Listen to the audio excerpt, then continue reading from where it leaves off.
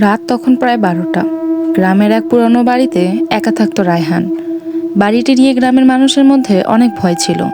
সবাই বলতো সেই বাড়ির দোতলা ঘরে একটা কালো আয়না আছে, যেটা নাকি অভিশপ্ত। রায়হান এসব বিশ্বাস করতো না। এক রাতে বিদ্যুৎ চলে যায়। চারিদিকে শুধু ঝড়ের শব্দ আর জানালার কাঁচ কাঁপার আওয়াজ। হঠাৎ সে দেখলো দোতলা ঘর থেকে কারো হাঁটার শব্দ। টুপ টুপ টুপ। সে টর্চ হাতে নিয়ে ধীরে ধীরে উপরে উঠল। দরজা আধ খোলা। ভেতর ঢুকতেই ঠান্ডা বাতাসে তার শরীর কেঁপে উঠল। ঘরের মাঝখানে দাঁড়িয়ে আছে সেই কালো আয়না। আয়নাটা অদ্ভুত, কারণ সেখানে রায়হানের প্রতিবিম্ব দেখা যাচ্ছিল না। হঠাৎ আয়নার ভেতর থেকে একটা ফিস ফিস শব্দ ভেসে এলো, আমাকে মুক্তি দাও। রায়হান ভয় পেলেও কাছে গেল না।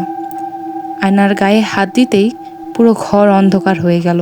সে দেখলো আয়নার ভেতর থেকে এক কালো পোশাক পরা মহিলা দাঁড়িয়ে আছে। চোখ দুটো সম্পূর্ণ সাদা, মুখে ভয়ঙ্কর হাসি।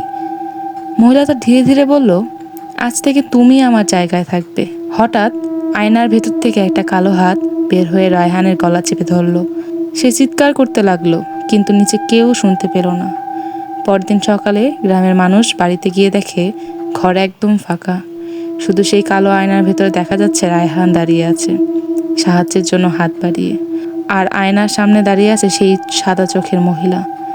তার ঠোঁটে ধীরে ধীরে ফুটে উঠল ভয়ঙ্কর হাসি।